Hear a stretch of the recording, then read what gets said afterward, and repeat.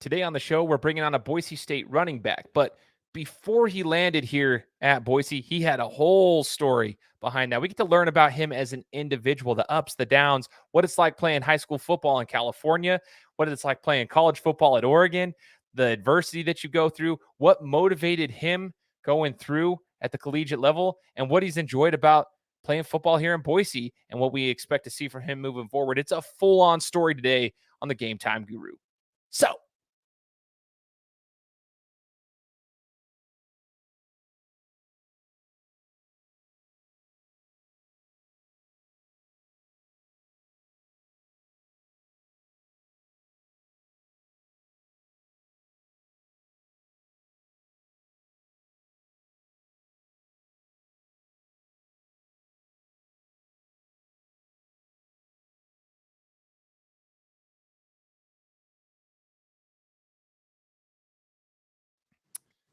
what's up, everybody? Welcome to another episode of the Game Time Guru podcast. I am your host, Shane Larson. We're almost 5 years running into the show, 92 different countries, 72,000 downloads. We continue to grow this, and it's because of all the supporters here, especially those who are in the Valley. This is going to be a special interview for those who are here in the Treasure Valley, who have followed me from the beginning or might have just jumped on in the journey midway through, or maybe this is your first time listening because of the guests that we have on today. Either way, those folks here in the Valley where I've been born and raised are super, super special to me. So I just want to give a special shout out to all of you guys. Thank you so much. Now, if you guys haven't done so, hit up Apple Podcasts, find the show, and leave me a review. That helps get the show out to more people. So make sure to leave me a review. If you're listening to this and you haven't done so already, I greatly appreciate the reviews. Just like any business, if you leave them a review, it helps with the algorithm. So just go ahead and leave a review. Let us know what you think of the show. Special interview today. It's funny. I got hit up immediately by 3 different individuals. I was actually in Mexico at the time. I was in Cabo, and I get hit up by 3 different people as soon as this guy makes a post on his Instagram story saying, Shane, you got to get him on your show, got to get him on your show, got to get him on your show. I even had people like offering my buddy Mick, who I used to work with. Mick is a friend of mine. He's like, I can get connections, man. I got him. I'll get him on your show, blah, blah. And I'm like, okay, wow, I got to get this dude on my show. So I hit him up, and here he is. He is here today. This is Cyrus Habibi-Likio from Boise State, former Oregon Duck, now Boise State Bronco. Cyrus, thanks so much for joining the show, man. I appreciate it. I'm super excited, and I'm glad that people reached out. That means a lot to me, and that comes to show how awesome this podcast is too. I'm excited. I'm ready to go. Oh, man, you're a stud, man. I love the fact that you're willing to get out there and share your story. That's what it's all about, man. People want to hear it. So, like, a lot of Boise State fans, I'll be honest, I was one of them. We weren't too familiar with your style of play, necessarily like when you first came on. And when I saw you start playing, I'm like, who the frick is this guy? This is dope, dude. This is legit. So I started kind of digging in. I think the majority of our fans, like the fan base, started like looking in, like, where's he from? What did he do? Like, this guy's a stud. And I want to get to know you a little bit better because, yeah, your playing style is one that I think all fans of college football would really like. I'm kind of bummed that I'm a Blitnikoff Award voter and I'm not voting for running backs because you're a stud running back. But yeah, I vote for the best receiver in college football, but I don't get to check out the running backs too often. But Cyrus, I want to go back in time. Let's rewind the clock. Talking about your upbringing and where you're from and when the first time was that you picked up a football. Yeah. I'm from the Bay Area, California. If not a lot of people know where that is. That's near San Francisco, just south of San Francisco is where I'm from. I grew up in Palo Alto, California, where Stanford University is. Both my parents, my mom is Iranian from the Middle East, and my dad is Tongan from the South Pacific. So both of them were born, in their countries. They moved here. They met in junior college in the Bay Area. And my life growing up was pretty kind of, I like to tell people, it was a little twisted just because, my mom coming from the Persian culture, my grandpa's a doctor. They were very wealthy, kind of whatever I wanted and needed, I had. And then, then I had my dad's side growing up on my Tongan side and, 3-bedroom house, 12 people, right? Sleeping on the floor, didn't have anything, but for me, I took both, the great from both, if that makes sense. I learned how to appreciate things without money, and I learned how to be humble with money, if that makes sense. So for me, my upbringing, like I said, I kind of lived 2 different lives. Like I said, it was twisted. But the best thing for me that kind of brought both lives together, which I tell people, is that football was the first thing that, because my family separated when I was young. I was about a couple months when my parents split. They were very young as well. And football was kind of the first thing when I was about 8 years old when I picked it up. And football was the first time I ever seen my family together in one place. So for me, football is very special to me, just because it's. I even have a sticky note right on my wall right now. I wake up, just a reminder of what football has done for me. Football has given me a platform, and it's able to make me millions of dollars. But that's not the main reason why I'm motivated every morning. It's just because of that reason that I told you. So football, around 8 years old, I played Pop Warner. I was late to number day, so I was wearing number 72. I was not not happy about that. They gave me not bagging on the number, but I felt like I was a skill position, but I was just a bigger kid. So first year I was playing guard, number 72, tearing people up on the whole line. So Dude, from a guard to a college running back, that's a good line right there. That's hilarious, yo. and what's funny, a lot of my friends and guys who play college football, they all started off as like some type of lineman and worked their way into a skill position. So it's pretty trippy. How funny is that? You know what's interesting is you say that. I was so pissed when I first started playing tackle football. We didn't play tackle here in Idaho until I was 9. So yeah, 9 years old is when I first started playing. But they put me at right tackle, and I was so pissed because I was always a tight end. Even in flag, I would run. And in tight ends and flag football, you actually run out and catch passes. I was so pissed because I was just blocking on the line, and I'm like, this is stupid. And then 3 years later, they moved me to tight end where I could play. I was like, okay, at least I can go out and catch some balls. But it's like, I hated the line, but I'm not dogging on the line. The line, you need them. But like, if you want to play the skill position, that's what you want to do. Plus the numbers suck. Like Exactly. you want a good number.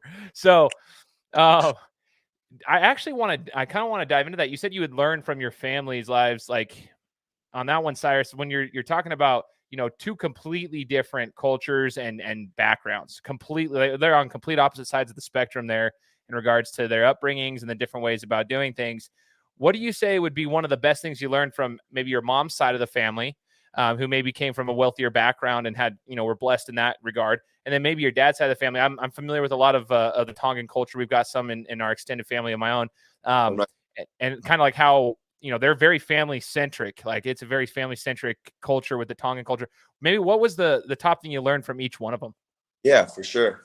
As far as my Iranian side, man, just a very high class culture, if that makes sense. I learned a lot of just had to be respectful towards people. A lot of my manners, table manners, simple things like that. I just learned what it was like to have everything, if that makes sense. And it was very humbling, if that makes any sense, just because I had obviously the other perspective. But yeah, just as far as like I'll be honest, like my smarts, everything, my mental is kind of more, I would say, it kind of all works hand in hand, because like my mental is more my Iranian side, and obviously my physical is, what it's like. Like you said, you have extended family. All those Tongan guys I'm considered small in my family. I'm not gonna lie. I'm the fast, small guy, but still, like my physical, I got it, from my Tongan side, if that makes sense. So just learning that from my Iranian side was just kind of, like I said, just kind of made me who I am. Constantly smiling. I'm always, like I said, table manners, being respectful to my elders, things like that. And it's not like I didn't learn that in my Tongan side. It's just it was very heavily enforced, and I was the only child at the time. So those were things I was constantly learning, just from my Iranian side. And then as far as my Tongan side, like I said, I feel like what I've learned from there is just being happy with nothing. Because we didn't really have anything. We had each other. So it was kind of nice. I feel like from a football standpoint, that's what really intrigued me about football, is because, we had each other. It's kind of that same feeling. On those hot summer days when you're grinding, you have nothing. there's no cameras out. You're not on the lights. You're not scoring touchdown. There's no glory in that. So I felt like it kind of reflected what that was like growing up. So we grew up in Palo Alto, low-income apartments. Originally, my whole family's from East Palo Alto. It's about 2.5 square miles, was the murder capital at the time. Like, absolutely. There's not, Wow. Usually a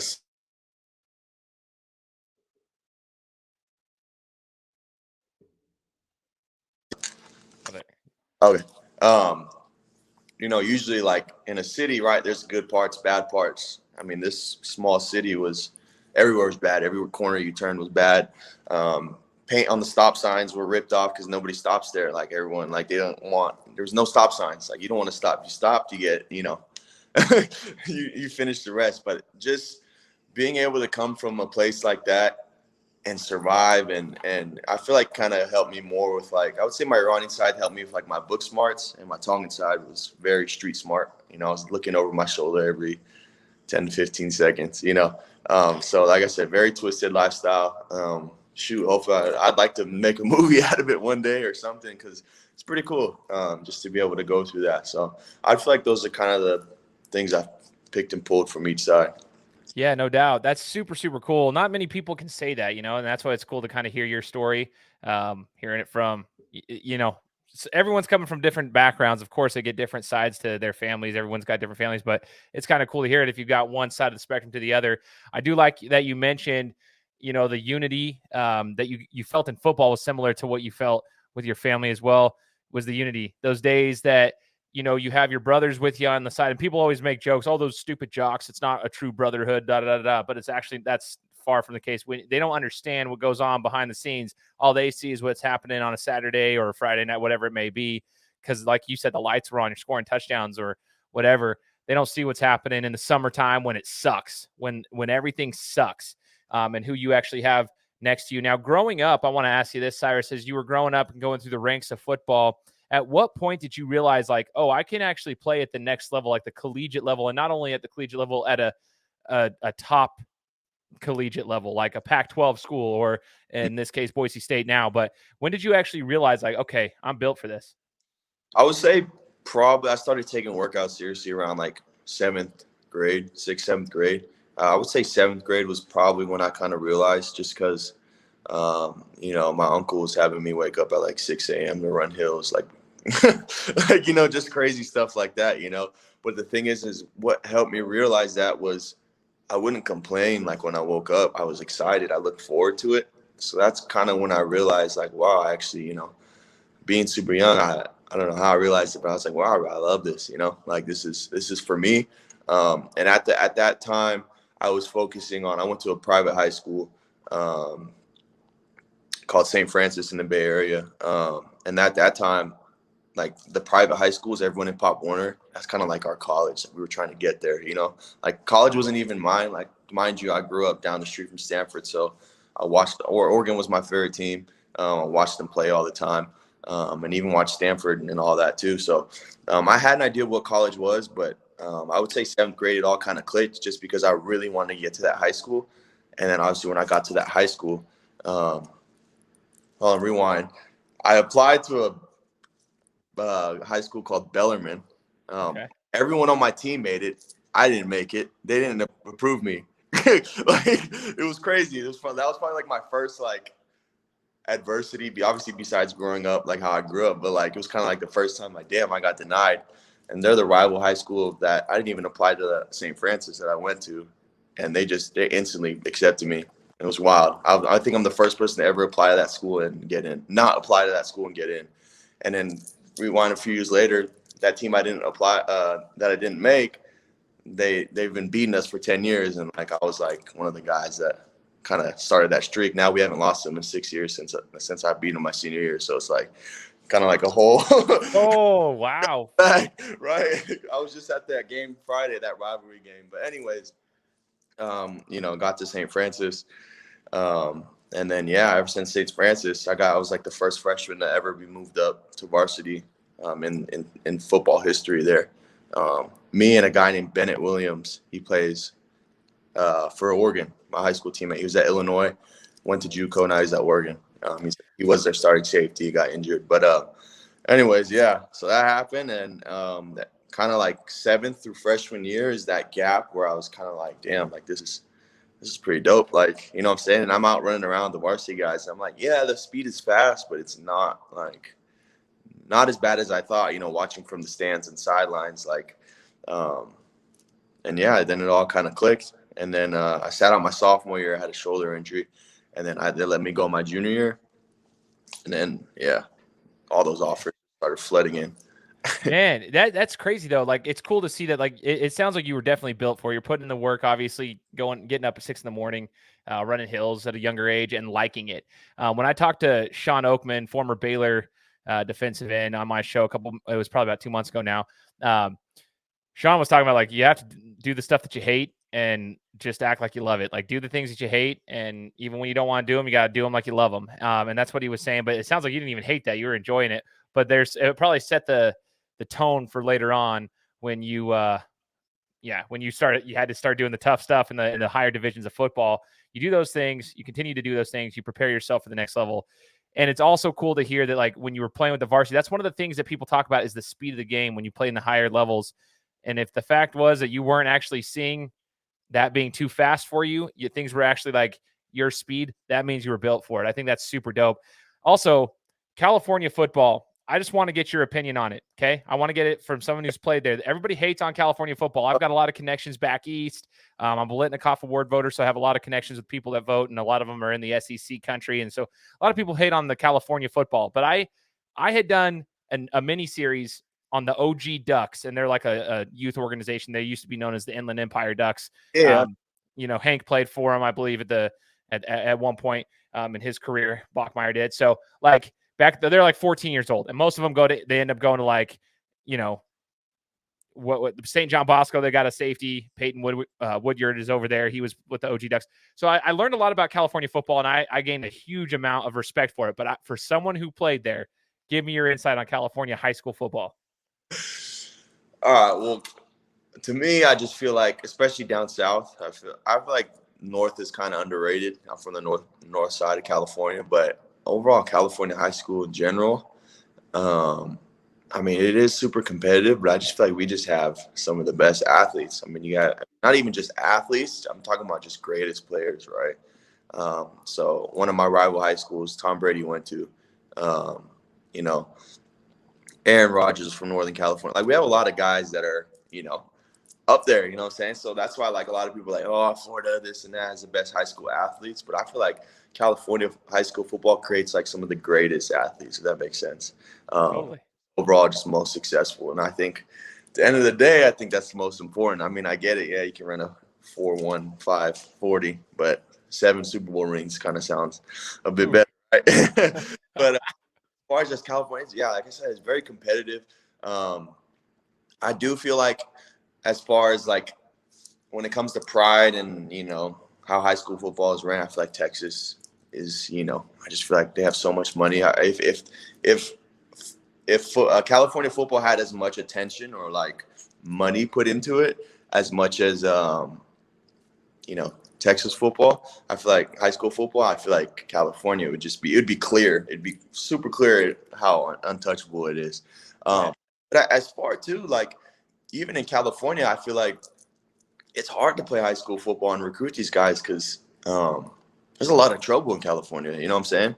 Like, in SoCal, the Bay Area, like, a lot of the best guys, the best athletes I've ever seen were the guys that were out doing crazy stuff. Like, I'd be at the park with some of my friends, and they're smoking, drinking every day, doing all this crazy stuff, but they're freaking windmilling, dunking on that. Nothing, and just absolutely leaving me in the dust when we go pick up football, right? So it's like, I feel like too, like, California, it's hard to play football there just because of all the, violence and everything going on. So I feel like it says a lot for California football to be able to not have your best players playing and still be pretty great. So that's kind of my whole view on California football.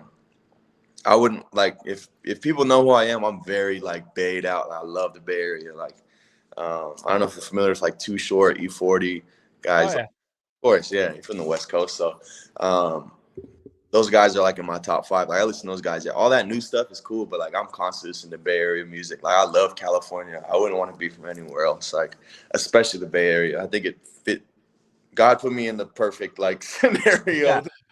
Like, put me in the perfect area. So I'm super proud of where I'm from. And I think a lot of people know that if they know who I am. That's dope. So are you a Warriors fan? Who's your basketball squad? Yeah, of course. I was going to those games when they were like $11.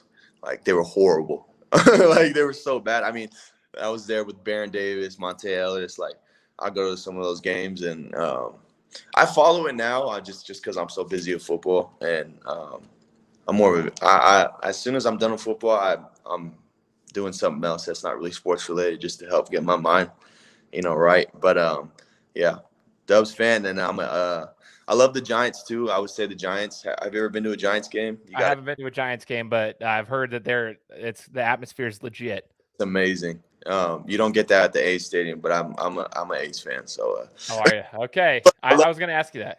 Fan, you know what I'm saying? If they both play, I'm going for the A's. But it's hard not to be a Giants fan. It's amazing there. So, yeah, those are kind of like my two teams. But I'm not a 49ers or Raiders fan. Ooh, interesting. Who's your NFL team? So I grew up just randomly. So everyone obviously is, Niners, Raiders. It's a big, huge rivalry. And I was like, I just want to be different. So I chose the Carolina Panthers. Just went across the country. That's cool. I like that blue. You know what I'm saying? They weren't good at the time. Steve Smith was going off. Derek Anderson, I believe. Oh, my gosh. Derek Anderson. Holy cow. Like, let's go back in time, bro. Oh, man.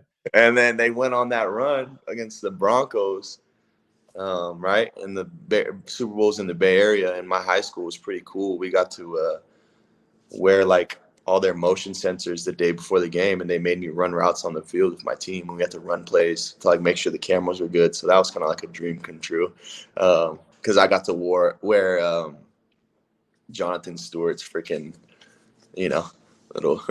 Dude, that's actually really cool. The experiences you get to have for being over there. That's actually pretty dope.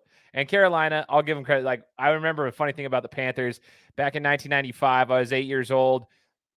Sega Genesis was my console that I used to use. We used to play Madden on there, and you could do a cheat code to get the Jaguars and the Panthers to be unlocked because they weren't coming in until the next season, but they would let you unlock them. So I'd always play with both of them because I thought their helmets were really sick. I'm a Cowboys fan through and through, but the Panthers and the Jaguars at the time were like the coolest things ever. I used to play with them both because they had the coolest unis, look good, feel good, play good kind of thing. And so I always had respect for them. And then, obviously Newton went over there, looked good. I like their uni. So I give you respect for that. That's super dope. Cyrus, as you're going on in your football career, I do want to touch base on like the next level. You get out of high school. It's kind of cool to hear like your high school experience, though, how you even got into that high school and how, that whole, thing worked. But going into the next level of football and you started getting, recruitment letters and everything, and you decided what made you decide to go to the school that you went to at the next level before you ever got to Boise State? What made you go where you went? Yeah. A big thing for me was I'm a big believer just on that feeling. I don't know how to really explain it, my gut feeling. So I got there.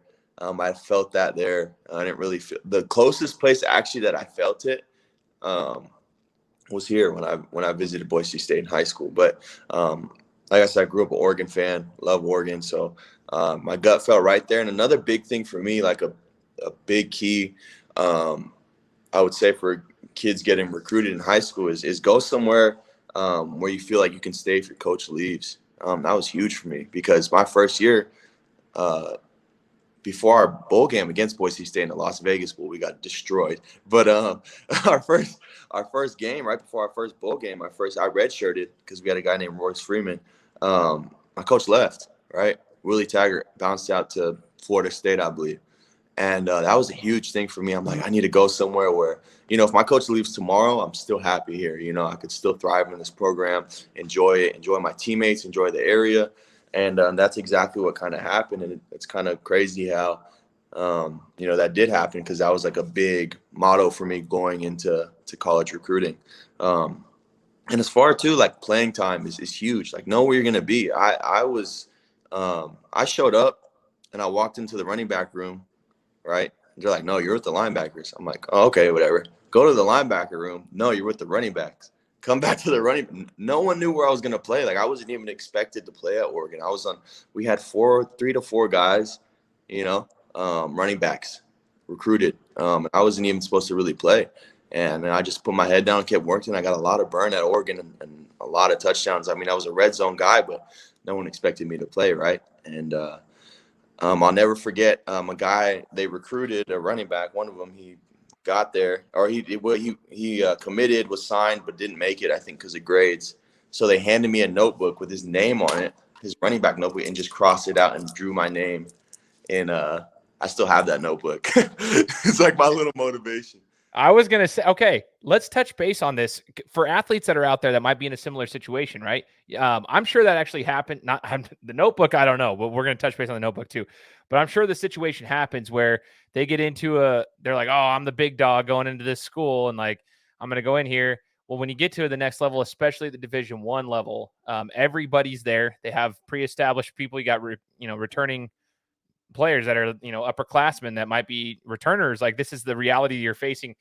Talk to us about that, Cyrus, how mentally at that time you said, okay, well, and then they hand you a book, the journal with his name crossed out, a notebook with his name crossed out, and put it on yours. Like, that's a mental slap. It's a slap in the face. It's like, oh man, they don't respect me. How do I earn this?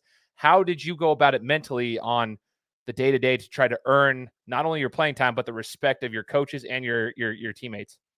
Yeah, for me, I feel like it kind of all results back on, like, for me, I stayed grounded, if that makes sense. I kind of remembered my roots. Like I mentioned before, my Iranian side, I knew how to handle success, and my Tongan side knew how to handle failure. So for me, like, just knowing that that's just the beginning. Like, for me, it wasn't an end point. Like, a lot of people, when failure hits or adversity hits, they constantly think of like the end point, if that makes sense. Like, oh, I don't know what to do. I can't do this. Like, this and that. And I was just like, I kind of took it like almost like in a movie, like someone gets punched in the face. They don't get affected by it, but they're bleeding, and they kind of just like, Yeah. All right. You know what I'm saying? It was kind of like one of those moments, like, boom, I got hit. And I'm like, all right, you know what I'm saying? Like, that's fine. And like, a big thing for me was I wasn't positive about it, because if I'm too positive about it, I'm not realistic with myself, right? And, oh, it's okay. Like, you're going to be fine. But no, you're not going to be fine if I just sit here and get punched in the face, keep getting punched in the face. And I can't be negative about it, because obviously negative is wrong. So I stayed neutral about it, if that makes sense. I recognized what was going on, what was the problem.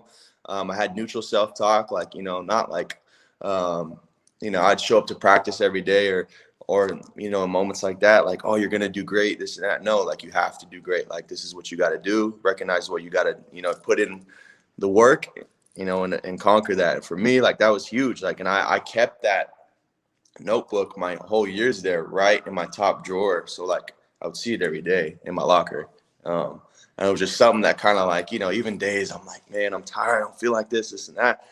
Pop that first drawer open, see his name crossed out and mine written, close that locker, I'm ready to go. You know what I'm saying? So, like, for me, that was just huge, just because, like, and I'm happy that notebook single-handedly, like, is probably a big reason why I've had a lot of success today. And it kind of sounds crazy that a couple pieces of paper and with a cover on it is where I'm at today. But I would say that it's just kind of just like, it's bigger than just obviously the object, but the whole meaning behind it. That makes sense. And I worked my way up the depth chart. No one expected me to do any of that, and I did it. I think that's awesome, man. I love the points that you mentioned there, staying grounded, neutral thinking. I'm a big advocate of that. I had Trevor Moawad on the show a year ago. He actually just passed away. He's Russell Wilson's mental consultant. Ooh, yeah, I was a fan of his. That's where, well, that's, yeah. That's where. So you're familiar with Moawad's work then? Mm-hmm. Yeah, because he would come speak to us a couple times at Oregon. I'd be right there, soaking it all in. And I wasn't familiar with the vocabulary of a neutral mindset, but I know that's what I had, if that makes sense, in those moments. So totally. To be able to get the vocabulary from him and really realize that and notice that it's actually a thing, like, that was a huge changing point in my life, just because, like, it was finally all right there in front of me. Now I knew what to really focus on, I was just kind of going off feelings, but now, like, I know what it is. And man, rest in peace. He's dope. But you were saying he was on your show? Oh yeah. I had Trevor on my show after I read his book. I had him on my show, and he just chatted with us about neutral thinking and just so much so much power in that. And I love, because what you said, you're like, I wasn't going to be like overly positive when you said, you're like, I'm not going to be overly positive because that's not realistic, but you also don't need to be negative. Like, don't need to vocalize your negative thoughts. You need to realize here it is, and then do the work each day. And it's cool because as you're saying that, I'm like, that's like Trevor Moawad talking to me, man. That's great. So as you're chatting, I'm like, dang, dude, you implemented that. That's super dope. You know, I also think you could actually make another movie and a whole new meaning behind The Notebook. I think that should be its own new movie, not a romantic one. This is a whole motivational story, but I definitely think that's something you could do with that, because I think that's super sick. And I hope people are learning from you right now, Cyrus, as you're sharing your story of like, just, okay, stay grounded, do the work. There's no guarantees, but that's life. But, you know, good things do happen. You learn a lot of things along the way. What would you say before you ended your tenure at Oregon and decided to transfer? What would you say the biggest thing you learned was? What was like your favorite memory at Oregon and the biggest thing you learned at Oregon? Because that's a freaking awesome program, man. Oh man, I did leave. I still talk to those guys all the time. They're forever my family. I don't regret a single thing at Oregon. Some of the best years of my life. You get treated like a freaking king there. Like I got like 30 plus jerseys, game jerseys, different ones, like waiting for me, at the facilities, $10,000 Jordans, all that stuff is super cool. But behind all the bells and whistles was a great program. They would bring guys in like Trevor Moawad, and I feel like the reason why they were bringing in a lot of those people was because it reflected our program. But some of the best, Rose Bowl was pretty dope. The Rose Bowl is kind of like a West Coast. Like if you're a kid on the West Coast, everyone knows about the Rose Bowl, but like, man, like a kid growing up, like, man, I want to play in the Rose Bowl. So that was pretty cool. Blocking for whatever he's worth, $100 million right now, Justin Herbert. That's a good friend of mine. I've made some great relationships there. That's probably like some key moments, just because how special he is, and to be able to stop guys from trying to destroy him, and he's at where he's at. He's not injured or anything. You know what I'm saying? So cool. Like, hey man, I get to block for you, and it's an honor. And then obviously running behind guys like Penei Sewell, right, is pretty cool. Like just being around just successful, great players and seeing how successful they are now is kind of like a highlight to me, just because like, hey, I played with those guys. I can, I feel like I can play against them too. And it's a big confidence booster, if that makes sense. But as far as like a key memorable moment, man, that Rose Bowl was something else, right? And we're playing against a good Wisconsin team with Jonathan Taylor.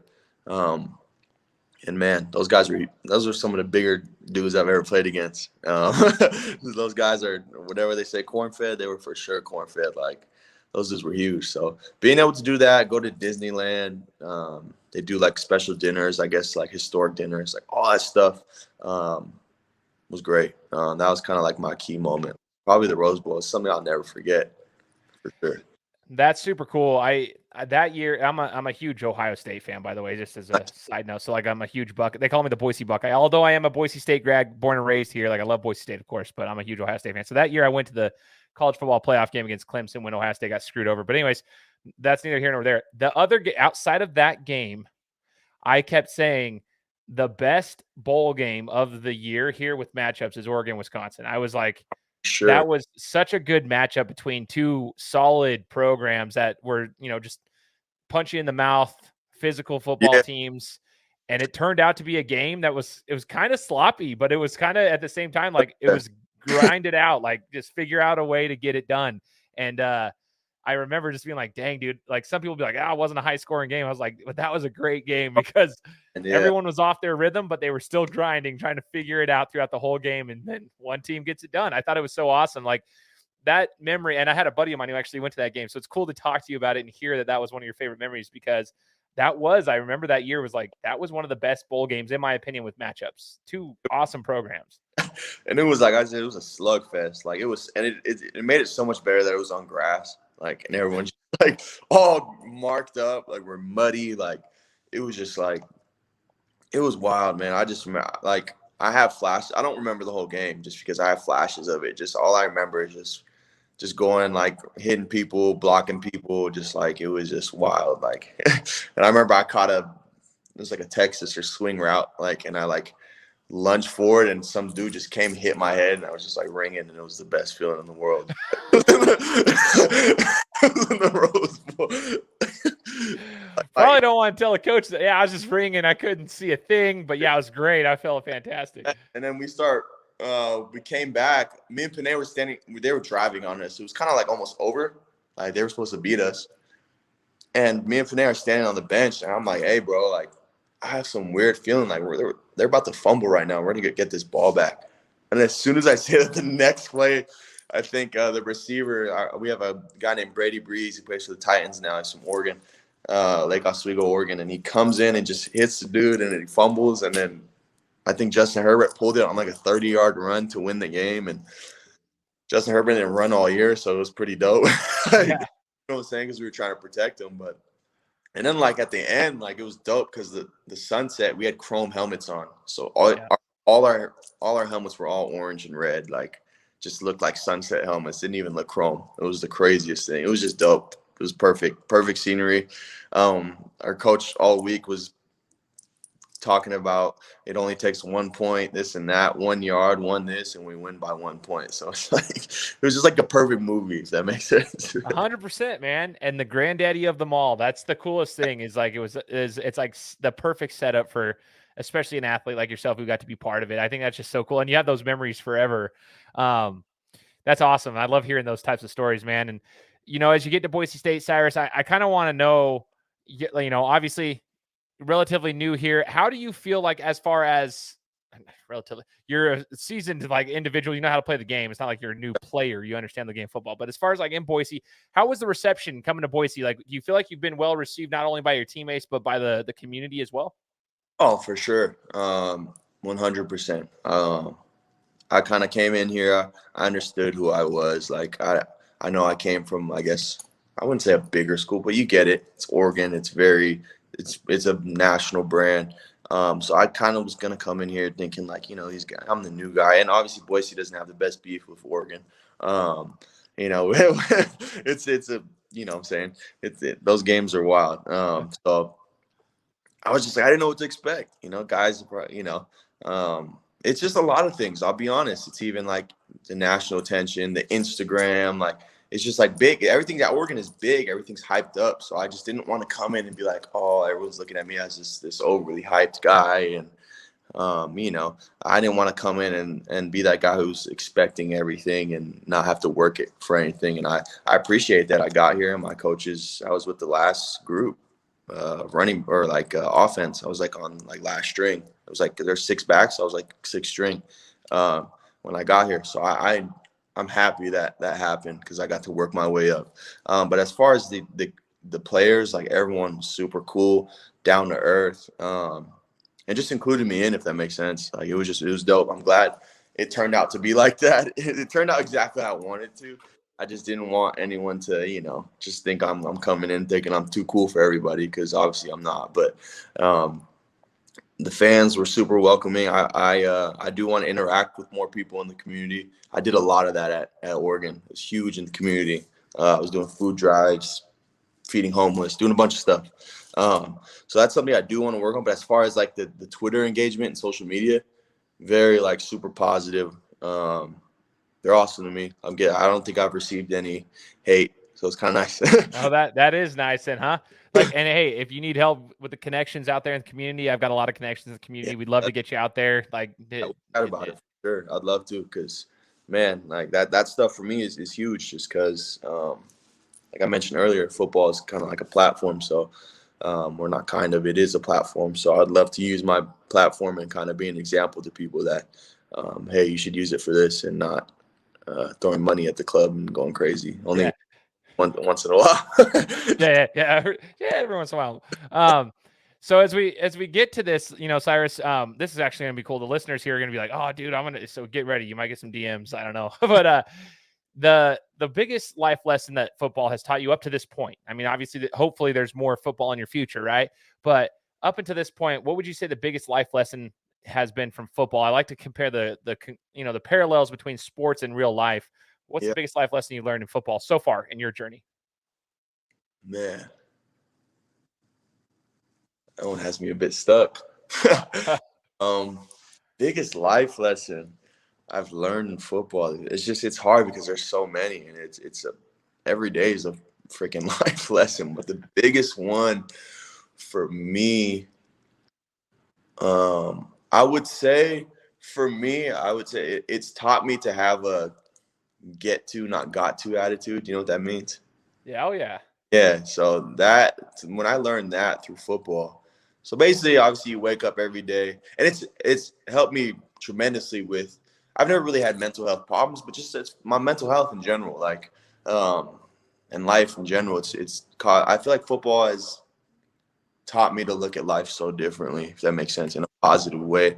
Um, I used to wake up even like before, I guess, college, with a got to attitude, like, oh, I got to do this. I got to run hills at 6 a.m. I'm saying, I always, I guess, looking at the end goal. I would say football has taught me to live in the now, with a get to attitude. I get to play football. I get to go run these hills. It's a tremendous opportunity. So I feel like for me, football is huge with living in like the present day. As far as, like I mentioned, staying grounded, just because I've had so many close people to me pass away in an instant. It's like, I was just talking to you guys and now it's gone, and I feel like a lot of people are so like worked up about the end goal, if that makes sense, in life, and trying to be rich, or some people don't even want to be rich, just whatever they want to be, want to be a whatever, and I just feel like for me, football has really taught me just to, really enjoy the moment of life. And it's helped. College football has gone by so fast, but I feel like they say life goes by super fast, but I feel like life goes by a bit slower when you live in the now and enjoy. And that's kind of like a thing for me. Like, this whole year, I've learned that, and it's kind of wild as this year feels longer than my entire career at Oregon, if that makes sense. And man, I'm going to continue to keep working on that. And I feel like for anybody who can kind of conquer that skill, to live in the now, and I've had someone just close pass away. And for some reason, when I've learned to live in the now, I wouldn't say the death was easier, but it just made me really realize, man, like, I spent a lot of great time with that person, and I've been able to enjoy the moment. And that's the same thing with my guys at Oregon too. Like, I miss them a lot, but hey, man, I lived in the moment there, and I enjoyed it. Obviously I wasn't as good as I was at it now, but it made that transition, and it makes a lot of hardships a lot easier, if that makes sense. Totally. Totally. I love that. It's a great reference. It's a great life lesson to live in the now, have a get to, not got to attitude. I think that's huge. It's easier said than done, but it's a huge thing. And that's why I always tell people, like, athletes are not dumb jocks. They learn a lot of life lessons through their sports endeavors. They actually understand life. And the fact that you're able to understand that now, that's stuff that, like, business owners and all these people that are, like, in their real life right now, just doing their stuff, they still struggle with that. They don't have a get-to attitude, and that's something that sports have taught you, and I think that's super cool to be able to have that at this age now, as it builds a foundation for the rest of your life, whether it be throughout the rest of your athletic career and then on to regular life, whatever it may be, but it builds the foundation. Now, Cyrus, I got just a few more questions I want to ask you as we wrap it up. I'm really sorry for the time, but I had a couple questions. As adversity at Boise State currently this season, this is 2021, and if somebody happens to listen to this next year, a year after, whenever, come across your interview, obviously not the season everybody was looking for as far as record wise and all this stuff, and that's adversity. That's real. That's reality, in my opinion. That's how life works, and not every season is going to be a perfect season. In fact, in sports, it's actually very rare that a team goes undefeated. In any level of athletics, it's actually very rare that somebody goes undefeated, because it's very difficult to win every single game. Yeah. But Boise State, there's some expectations there. Oh, we're so used to having this. How do you handle adversity? Is it living in the current moment and just taking things step by step? Is that kind of the thing that you guys are doing, that you yourself are doing?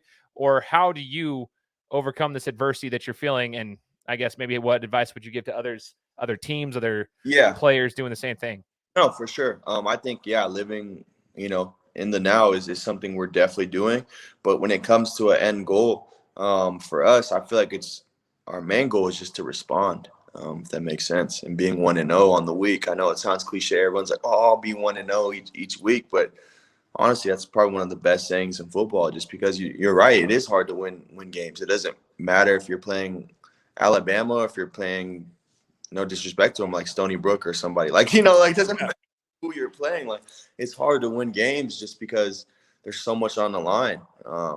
And these people, everybody works out and they grind, so hard in the off season just to battle it out, So it's a game of inches. It's wild. So for us, like, I've never really been a part of something like this, so it's kind of a learning experience. And I think the most frustrating part for us is man, like, a lot of these games is we're losing to ourselves. I know a lot of people make excuses with refs and, oh, we're this and that, we were short on this injury, but no, it's like a lot of our games, UCF, Oklahoma State is rolling right now, and I'm not gonna lie, we should have had those guys, and I firmly believe that. I'm not just saying that because we lost. And respect to them, they're a great team. But for us, it's just responding. I know it's hard with a lot of the backlash, and it sucks because I grew up on the West Coast too, so like I know who Boise State is and the winning tradition, and that's what I expected coming into this, if that makes sense. And where we're at right now, we don't want to be anywhere else. Like, this is a great learning experience for us, and we want to go. We still have a chance to go to the Mountain West Conference, and I hear a lot of people talking about, like, oh, we need Air Force to lose this and that. Like, the whole thing, like, for us is like, like I said, we need to respond, and for us, like, just focus on ourselves, just win out. Don't worry about who wins games, loses game. Don't rely on anybody else. If we win out, it'll all fall in place. We don't go, fine, that's fine. But we won out, and we know that we won out. That makes sense. Totally. I love it. The response is the biggest piece. Like, how do you respond to adversity? Like, it happens. Okay. You can't change the fact that it happened. What you can change is how you respond. That's the only thing you really have control over. I think that's huge. Absolutely huge. For now, sure. Cyrus, who was the biggest mentor in your life up until this point, and why? Ooh, man. Biggest mentor for me, probably my uncle, my dad's. So my dad's the oldest, next in line. My uncle Lay, just because he was the first one that I wanted to play football. My mom didn't want me to play.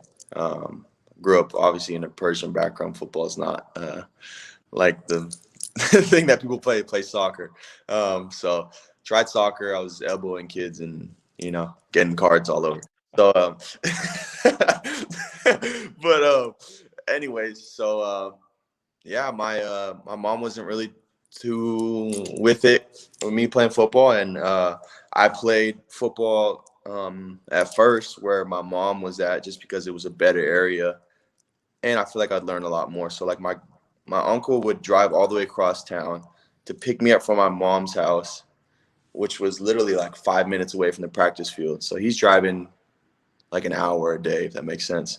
So just kind of what he's done for me, just to take me to practice, but what he's done for me, we talk all the time. We talk after the games. Just my biggest mentor as far as spiritually, with my faith, mentally and physically, all three aspects. He's helped out a lot, but I feel like for him, like, especially as a mentor, he's just given me such confidence. Doesn't matter who I'm playing, I always feel like, man, like, he'd be like, oh, like, you'd be good. But he'd be like, oh, man, that dude weak. Like, don't worry. Like, oh, you right. Kind of in the back of my head, I'm like, he's not weak. But, you know what I'm saying? Like, but still, I just get this. It's not a false confidence. It's true confidence. And he helps me realize who I am and what I'm capable of, and that I can play. I feel like, he's a big reason why I feel like I can play anywhere in the country. So for him, that's my biggest mentor, probably, just because we've been through so much together. I could score 4 tugs, 300 yards. After the game, he'd be like, "Oh, you did this and this wrong. You should have blocked him right." I always got something to say after the game, and while everyone else is like patting me on the back, he's just kind of that guy that's just right there, like, "Well, you did this and this wrong," and I need that, and I love that from him. So that's probably my biggest mentor. Man, I love that, and I hope those listening can see that's the type of corner man you want. I'll use a boxing reference as a former boxer myself. You want that kind of a corner man. Someone gives you that confidence. Someone gives you the tough love, but someone who's there for you and will break their back literally to get you to the next level. Like they see you and they get that belief instilled in you. And I think that's super, super cool to hear that. And that's what I want. I want to be someone like that. So me, myself, I want to be someone like that as a coach right now. I coach basketball. I want to be able to be somebody like that to those young men, right? I want to be like that. As a father, I want to be like that. So I appreciate you sharing that. That's super cool. And I hope those listening can learn from that as well. So Cyrus, as we wrap up the interview, where do you see yourself in the next 3 to 5 years? Do you want to continue playing football? What's your plans after college is completed, whenever that may be? Yeah. So my whole goal, as far as when it comes to football, is I want to be able to play until I'm done saying I can, I'm done playing. I can say I'm done playing. That's the goal. 3 to 5 years, I definitely see myself. I believe this since we talked about like 6th, 7th grade. Is I want to be in the NFL. That's huge for me. Seeing some of my former teammates there already, it's a lot of motivation. It helps. 3 to 5 years, I definitely, I want to be a running back in the NFL, special teams guy. I'll even play nickel, safety, whatever it takes. I don't mind linebacker. I'll put on some weight. But I know running back is kind of it's the shorter, as far as how long-term, or how longevity, how long you're going to play in the NFL. It's one of the shorter positions. So I get that. So, if I'm able to play for 3 years or 5 years, that's as long, it is what it is. But I really want to be a sports agent. That's huge for me. I built that passion my freshman year in high school and own my own agency. So I don't think there is any Polynesian sports agents. If not, there's not that many. And for me, I think that's huge, just because all the agents I've talked to, they say Polynesians are the hardest to represent because they're so family oriented, and they're giving out money to uncle this, auntie that, and it's not the smartest, but it's all out of love. It's just how it is. So, NFL, and if in 3 years that's it for me, then I'll definitely want to be a sports agent. Dope. I love that. I can't wait to see that too. We'll be rooting you on your journey. Definitely think that, like, just based on the conversation I've had with you for the last 50 minutes, it's no doubt that, like, if that's what you want to do, you're going to put the work in to do all you can in your power to do that. So whether that's playing football, whether that's being a sports agent, whatever it may be in your life, you're going to put the work in. I have a massive amount of respect for you. I've enjoyed the conversation, man. Like, getting to know you more. All I've seen is you on the football field, right? I get to see you with the helmet on and doing your thing. But now I get to know you more as a person, and that's the whole point of this. And I'm just grateful that you joined the show, man. So shout out, where can we find you for any listeners? Is there anywhere we can follow you? Any shout outs that you want to do right now before we sign off? Yeah. All my social medias are at CYRI, the number 3, and then it ends with the letter E. So CYRI 3E. I kind of made all my social medias the same, just so it's easy to follow, if that makes sense. Shoot, man, on my social media, you'll probably catch me dancing and doing a bunch of stuff, and obviously motivating too. But a lot of people love to just, athletes only love to post football, but I like TikToks. I enjoy dancing. I'm gonna start streaming video games soon. So shoot, man, I'm just trying to do it all, if that makes sense, and just show that football is not just only a complete grind. You can have fun doing this. So yeah, but that's it for, as far as where to follow me. And I appreciate it. I think my email is like in some of those bios. So if anyone has questions or wants to talk about life, I'm here. Let's go. Okay, so I'll put that here in the description for everybody as well. Go follow him on the social media feeds. I'll be following you on TikTok now. I get to see some dancing. That's good. It's all good, man. Like, everybody has a blast, but I want people to be able to follow you and see your story and see your journey. It's kind of a fun thing about it. So again, we got Cyrus Habibi-Likio joining the show. We just want to say thanks one more time, brother, for sharing your story, and we wish you the best of luck moving forward. All right, man? Hey, I appreciate it. Thank you, sir. Yeah, you're very welcome. For everybody listening, make sure you're subscribed to the podcast. We'll be coming to you next week with another interview. Guys, thanks so much for listening to another episode of my show. Now, if you could go and do me a favor, head over to iTunes, give me 5 stars, and leave me a review, it would be greatly appreciated. Thanks, guys. Appreciate your support.